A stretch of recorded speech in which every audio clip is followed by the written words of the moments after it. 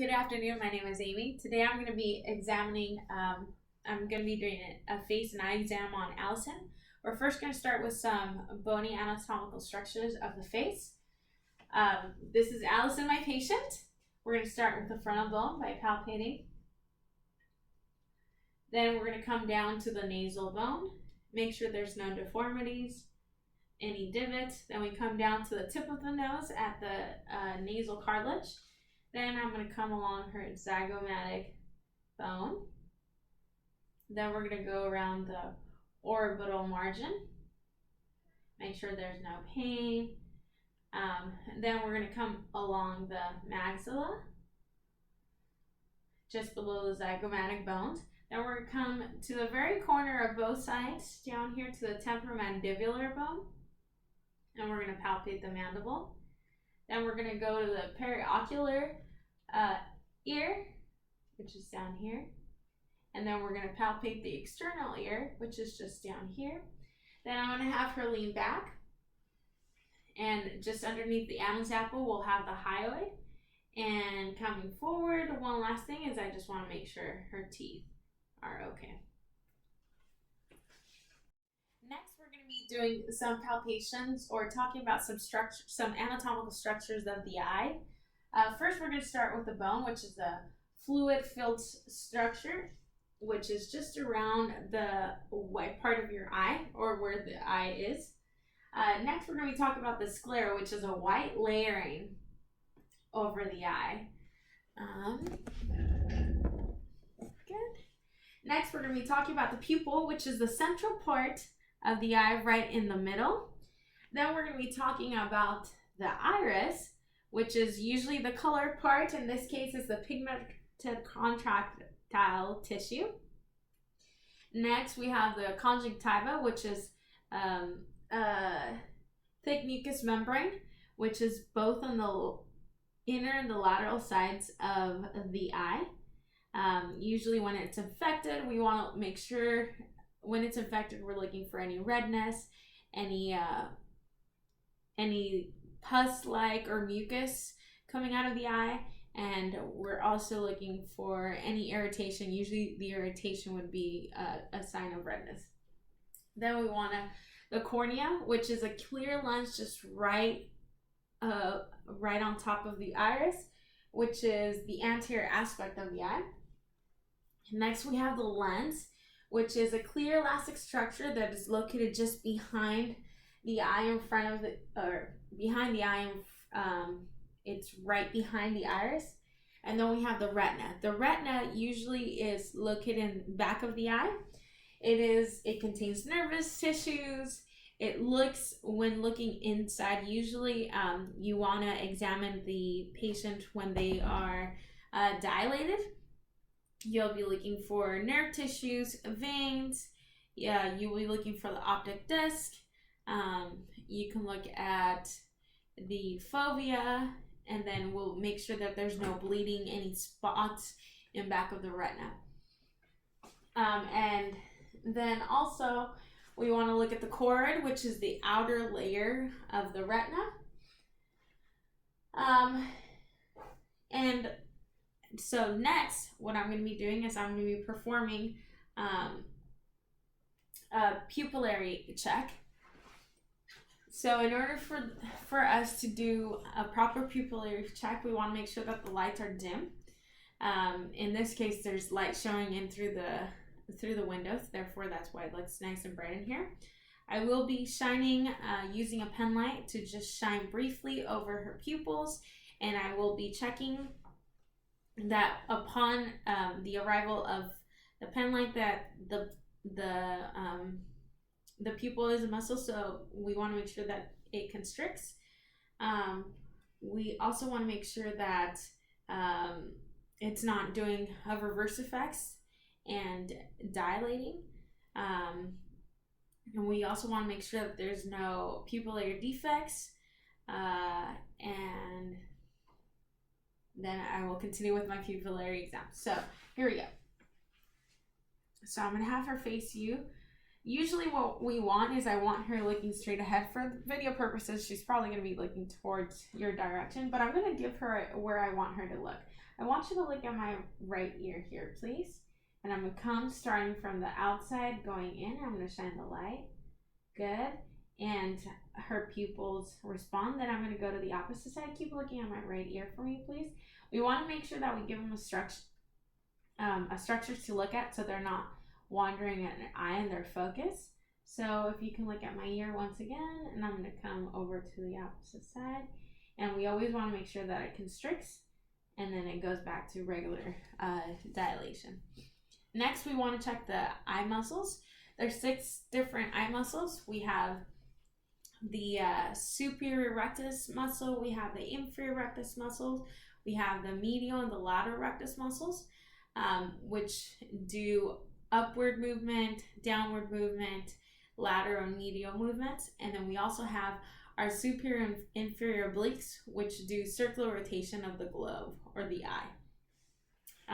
So in order for us to check those, I'm going to ask her to follow my pen light into those directions. And what we want to look is we want to make sure there's no exotropia, one of the eyes looking outward, or esotropia, one of the eyes looking inward. We want to make sure that the eyes are both tracking properly.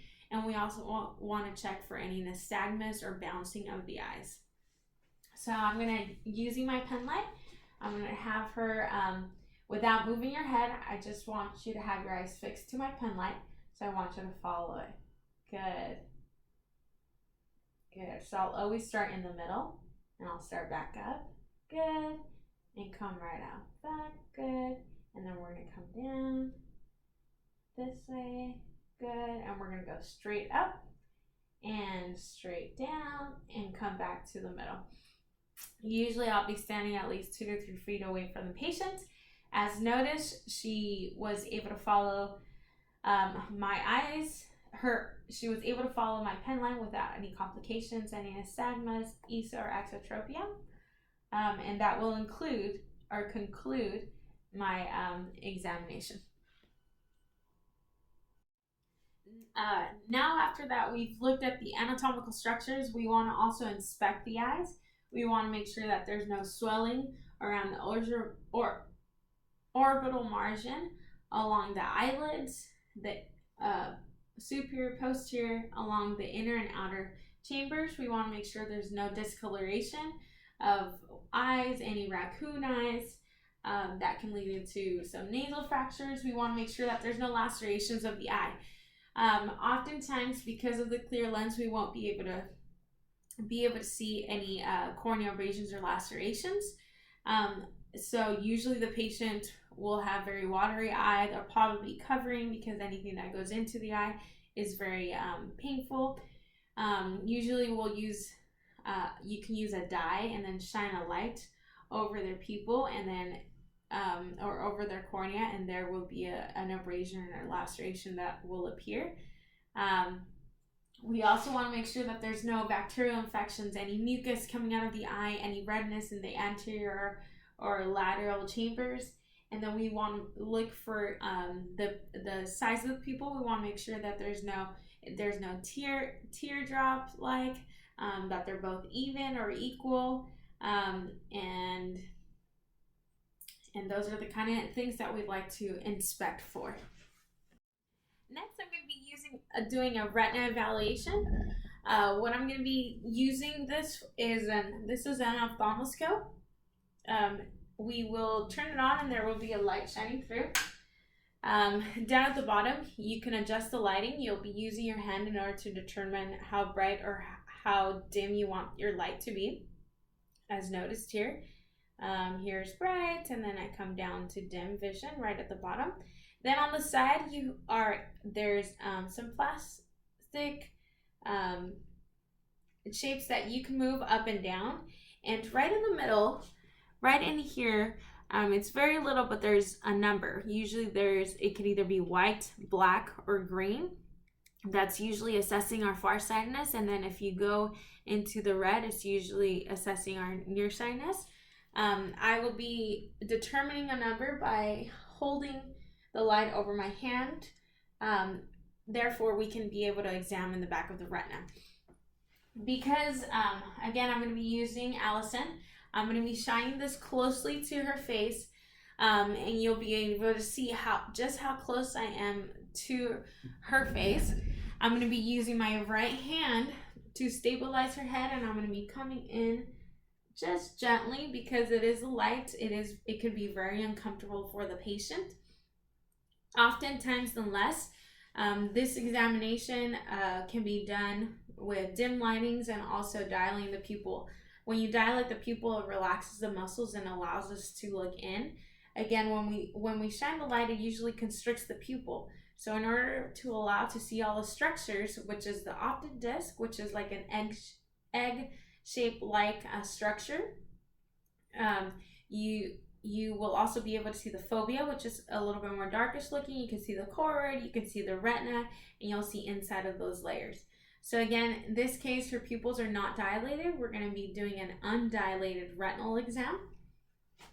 I'm going to have her facing the camera. I'm going to use my left hand to hold the top of her head. Then I'm going to be looking through this hole here as I shine, and I'm going to be looking inside her pupil.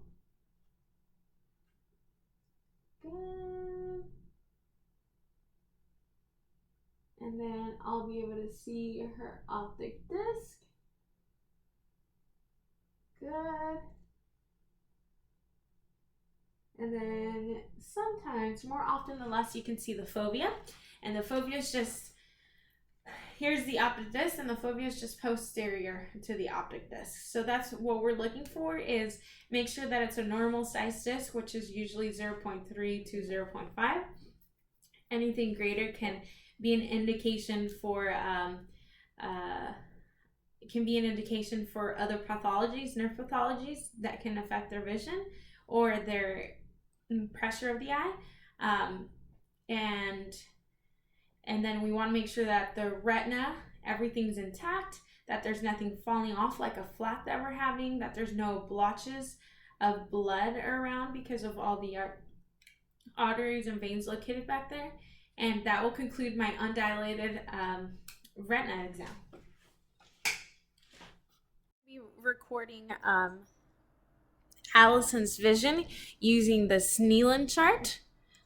As you see here, we first start with the large letters at the top, and the side numbers here tell us what a person can see, what a regular person can see at 20 feet. If they get E, they can see 200. So it would be determined as 20 over 200 feet. That's if that's the only thing the person can read. These numbers here off to the side only help us determine what their vision is.